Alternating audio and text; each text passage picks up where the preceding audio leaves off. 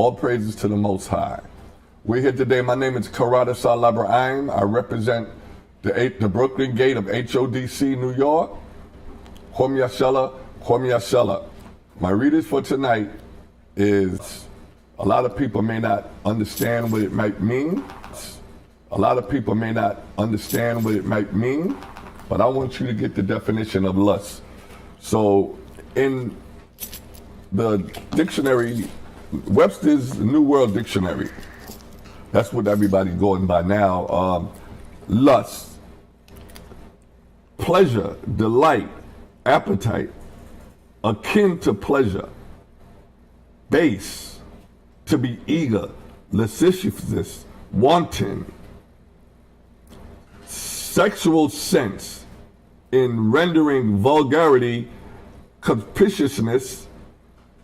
In 1 John, we'll read that later. 1 John 2:6 says, lust of the flesh, a desire to gratify the senses, bodily appetite, which is carnal, sexual desire, excessive sexual desire, as seeking unrestrained gratification, overmastering desire, lust for power, we'll get into that too, intense enthusiasm, zest, a pleasure, inclination to feel an intense desire, sexual desire, often with others. Okay, now reading that, that's also a sin, and we know that's a sin. But I'm gonna go to lustful. Okay. Lustful is adjective, filled with or characterized by lust, archaic, lusty, vigorous. Okay, that's the definition of lust. And I'm sure if you went into an encyclopedia other than a dictionary, it would have more meaning. But for all intent and purposes, we're going to keep it, we're going to deal with the spiritual level, the spiritual aspects of lust. Brother Zach, the first scripture you go to is Revelation chapter 3 and verse 6. Read. I like to start with that scripture so we can get brothers and sisters in the frame of mind of where we're going, trying to stay spiritual. Come on. Read that book of Revelation chapter 3, verse 6. He that hath an ear, let him hear what the Spirit saith unto the churches. Could you read that again, please? He that hath an ear. Now, the ear is still like your heart and your mind. The ear is spirit, your spiritual ear, which is understanding. If you have understanding, listen to what Hamashiach Yahushai, who y'all call Jesus Christ, listen to them. Listen to what he says. Come on. Let him hear what the Spirit saith unto the churches. Now we are the churches. The church is not a building. Ever since our church was, our temple was destroyed and we were kicked out of Israel in 70 AD, and also when the final destruction in 137 AD, when there was no more remembrance that black people lived in Israel, we are the church now. Yahushua said that. So since we're dealing with on the spiritual realm right now, let's go to Ephesians 6 and 12. Because remember, everybody you see outside is dealing with a spirit or spirits, according to how they carry themselves. Now, you know, everyone on earth that's living and breathing is a role model.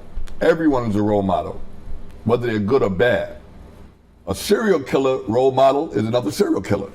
A rapist role model is another rapist. Murderer, such a righteous person role model is a righteous person.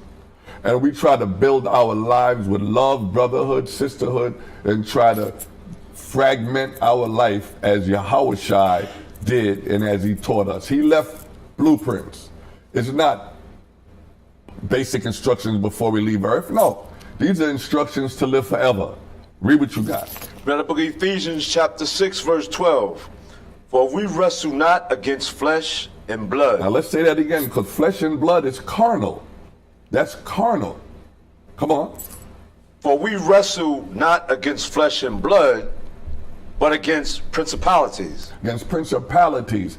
And those, you got principalities, you got thrones, you got all of these things that we don't really know the meaning of, or you don't know the meaning of as being a regular Christian or a person that doesn't respect the Bible, or a person that thinks the Bible is just a book.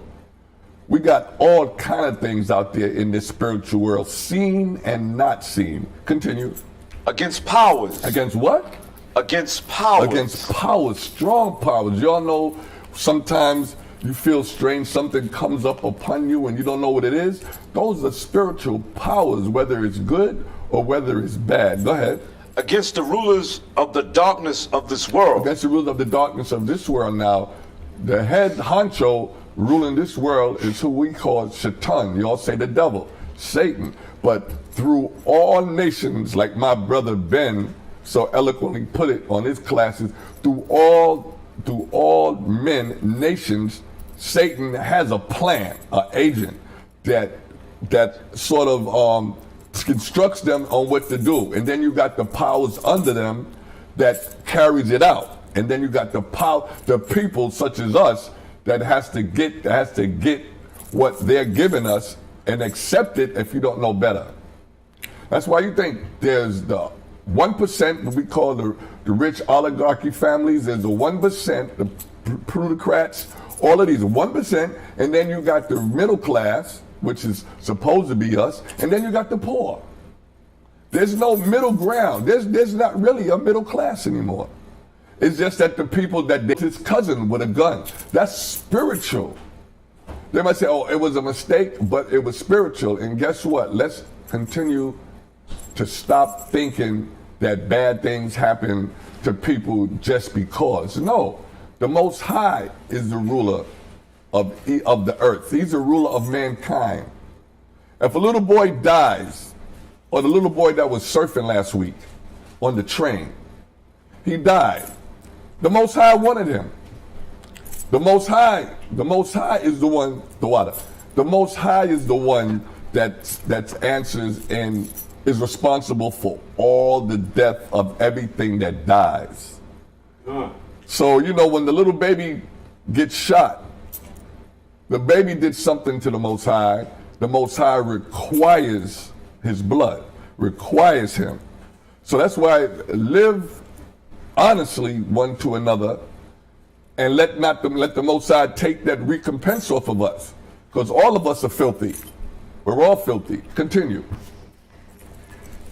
Wherefore, take unto you the whole armor of the Most High. And basically, if you don't have elders to guide you, this is the whole armor of the Most High. This book, the law, statutes, and commandments of life, that's what they really are.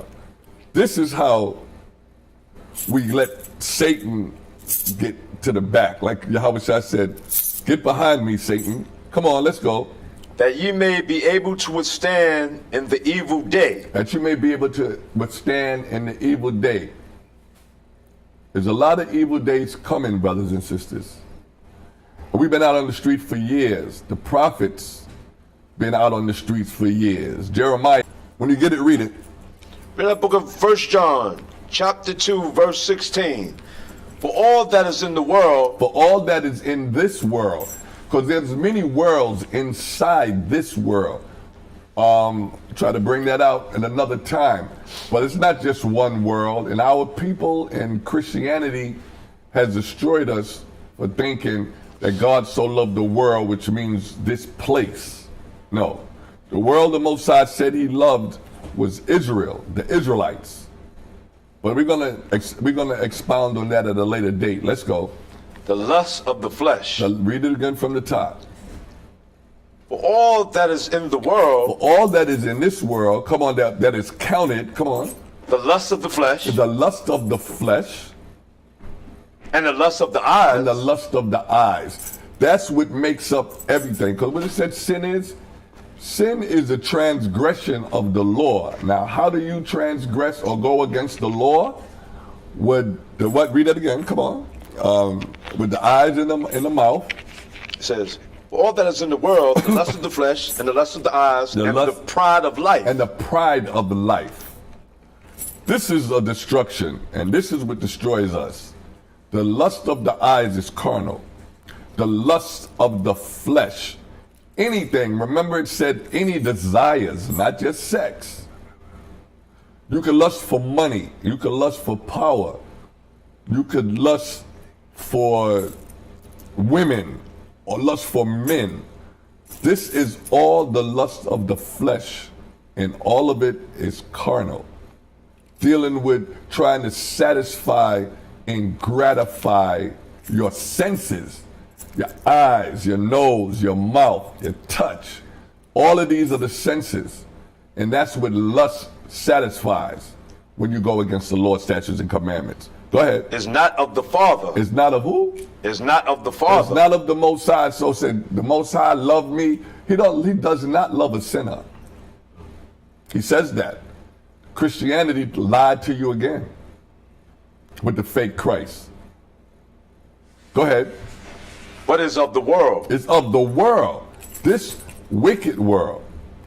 Matthew 5 and 27 to 28.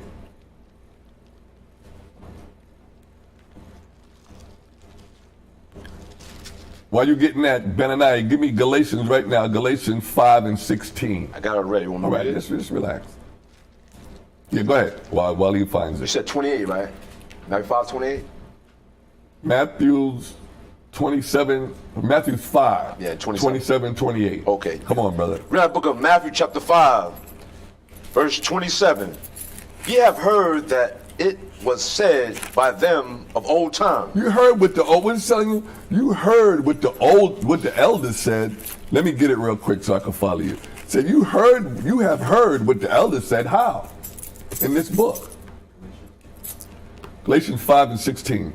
Read that again. Let's get it. It says, ye have heard that it was said by them of old time. You have heard that it was said by the elders back in the day, back in the day with the prophets, Matthew, Mark, Luke, Nehemiah, all these. You've heard what they said in the past. Come on.